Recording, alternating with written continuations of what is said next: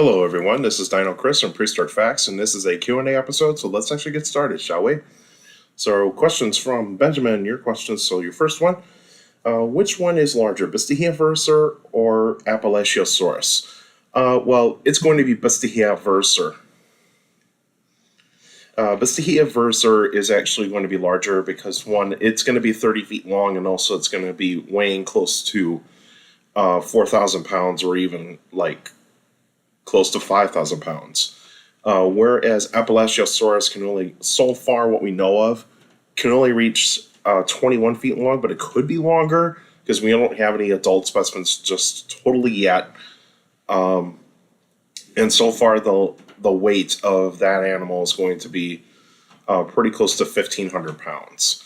And so that is not going to be any, that just shows you how different they are. Bistiheoversor is the larger Tyrannosaur.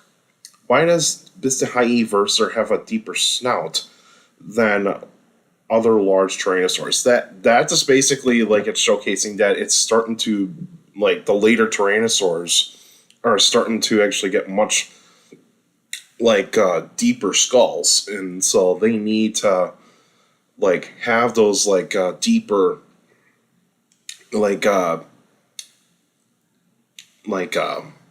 how do I want to phrase it? Design to be able to actually make powerful bites. And so Bistiheoversor would definitely be one of those Tyrannosaurs that would have a very powerful bite.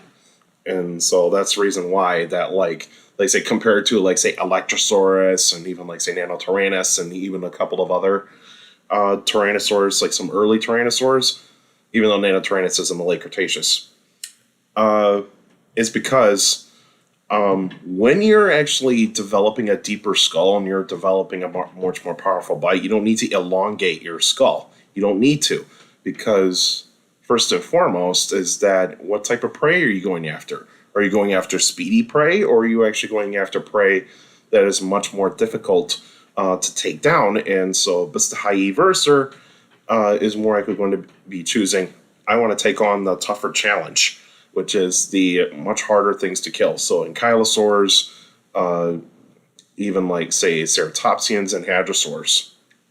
Whereas, like, say, the ornithomimids, those are not going to be an option for Bistiheoversor. The juveniles, maybe, yes, but not the adults. And so Bistiheoversor is developing a much deeper skull to be able to have much powerful jaw muscles for a very powerful bite.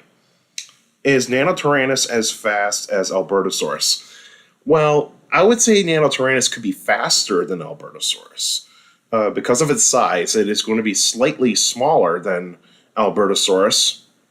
And since that Nanotyrannus comes from, like, a very, like, I wouldn't want to say ancient group of Tyrannosaurs, but it's kind of like it's being belonged into the Tyrannosauria group, is that it is going to be a lot faster. And since that Nanotyrannus is pretty much designed for speed. It is designed for speed, whereas Albertosaurus is still designed for speed, but it's still large. It's still a large dinosaur, and so I would still consider Nanotyrannus faster than Albertosaurus. Albertosaurus can be between 25 to 30 miles an hour, whereas Nanotyrannus can be 30 to 35 miles per hour as an adult. That's still pretty fast. And why does Bistiheoversor have smaller optic lobes in its skull? Well, optic lobes would actually be in the brain part of the skull. So that would actually be, like, say, if we CT scan the brain case of Bistiheoversor, we would actually see the brain cavity of the brain case and determine, like, if it had smaller, like, optic lobes. But I think what you're referring to is the orbit of the skull. And so that probably meant is that, like, the animal probably would just fit its eye, like, right in its place. We still don't know for certain of, like, why certain animals actually have, like, smaller orbits compared to others in their families, but it's more likely going to be the fact is that maybe Bistiheoversor was still developing this like ability to actually still developing this like ability to have forward facing vision, even though Lythornax did started out a little bit earlier. And so I would probably say that like it's more likely the case is that like it's probably not going to have enough room for eye muscles to be able to move its eye around that much. So it's going to be hyper focused on its basically whatever it's looking at. It's going to be hyper focused. So I wouldn't say that the Bistahyeversor had smaller optic lobes. I would probably say that like it still had very good vision. It still had very good vision. It has every single trait of a Tyrannosaur. It's just that how we're actually going to determine like if its vision is not as good as some of the later Tyrannosaurs or other Tyrannosaurs, that is probably going to be something that's not quite like part of the lineage. But I would still say that like Bistahyeversor has still got the Tyrannosaur traits in terms of like its senses. Great vision, great sense of smell, and great hearing. That's all the traits that you need to be a great predator for a Tyrannosaur. And Dromaeosaurs had the same thing, and even other large theropods. It's just that some of the other large theropods just don't have as good vision as Tyrannosaurs and Dromaeosaurs. All right, Alex, your first question. Do you think that the Morrison Formation had the most diversity in non-avian dinosaurs? I would tend to agree. The Morrison Formation has incredible diversity, and also like the Morrison Formation has a lot of sauropods. They have a lot of sauropods. That formation of rock in the Jurassic period, so many sauropods. Like it's like you got Diplodokids, and also like Camarasaurus, Brachiosaurus, and all those sorts of sauropods that were around. It's just, like there's so many of them.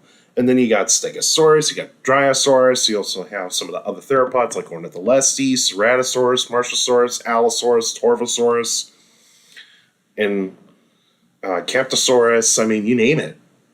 I mean, you can make the case that the Morrison Formation has the best diversity of dinosaurs in any rock formation in terms of the Mesozoic. Like, you can make that case. Definitely. And then your second part of the question is, what are your opinions on surviving Earth? I'll tell you, my opinions on surviving Earth, wait till my review on August 2nd. There's a cue there.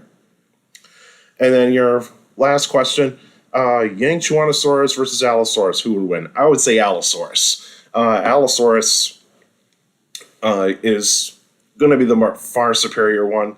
If you're talking about like which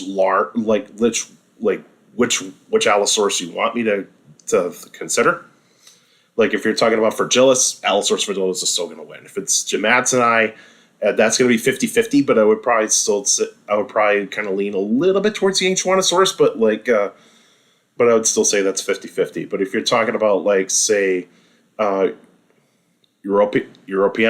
or Europus, I would say Europus would still beat Yangchuanosaurus, but also Anax, Allosaurus Anax, which was formerly known as Saurophaganax, Allosaurus Anax. And so, yeah, and also just to remind everybody, these two dinosaurs never met each other, and so because they're in different sides of the Earth. Allosaurus is mostly from North America and parts of Europe, whereas Yangchuanosaurus is from Asia, and so that's where you're actually going to find that's where the differences are. And also, Yangchuanosaurus is a Metriacanthosaurid, whereas Allosaurus is an Allosaurid. And then the Allosaurs were just way too advanced. Or I wouldn't say way too advanced. I would say they're actually have better traits to actually for combat. So like Allosaurus has got everything that you want for a large theropod to be able to actually do what it needs to do in terms of combat. But even though if they did met each other, they just more likely just like try to make themselves look bigger. They didn't try to fight. They didn't try to go claw to claw or teeth to teeth. You know, they didn't do that. Like, if they had to, it would only have to be as if they were fighting over a food source. You know, that would more likely be the case. But I would still go Allosaurus. That's it for now. And so next week will be an extra episode.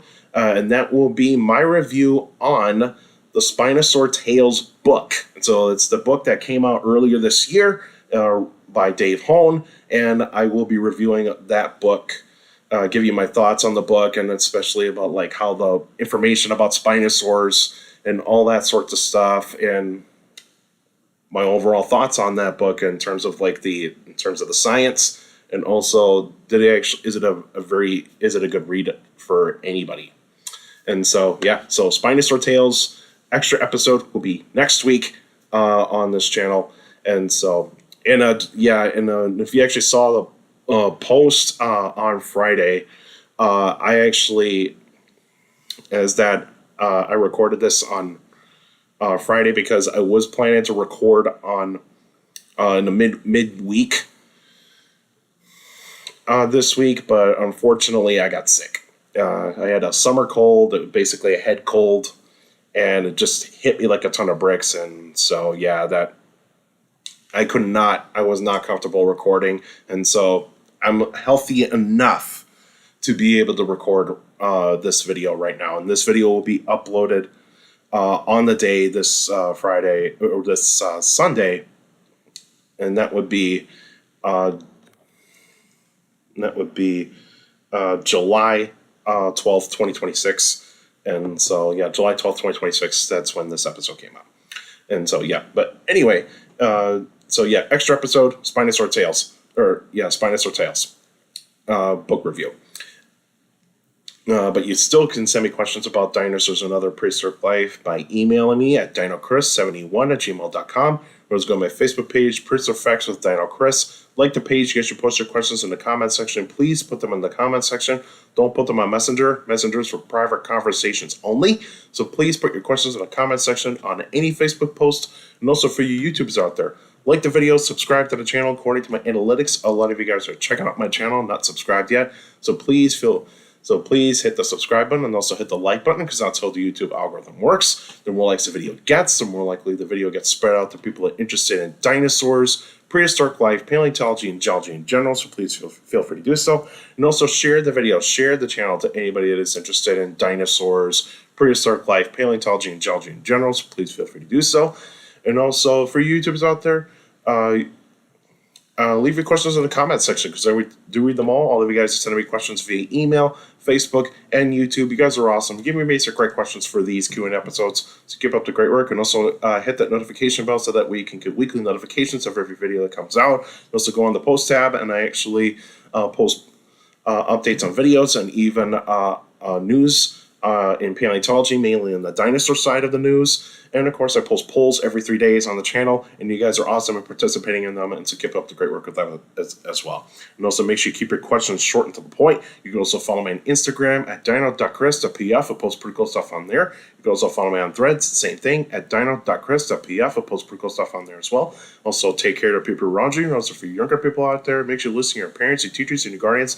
It's the best motivation you can have for a good education. It's very important to have good education. With a good education, you get a good job in the future. And also, in the northern hemisphere, it's summer, and some of these days are getting very hot and all that sorts of stuff. So make sure you drink plenty of water, stay hydrated, all that sorts of stuff.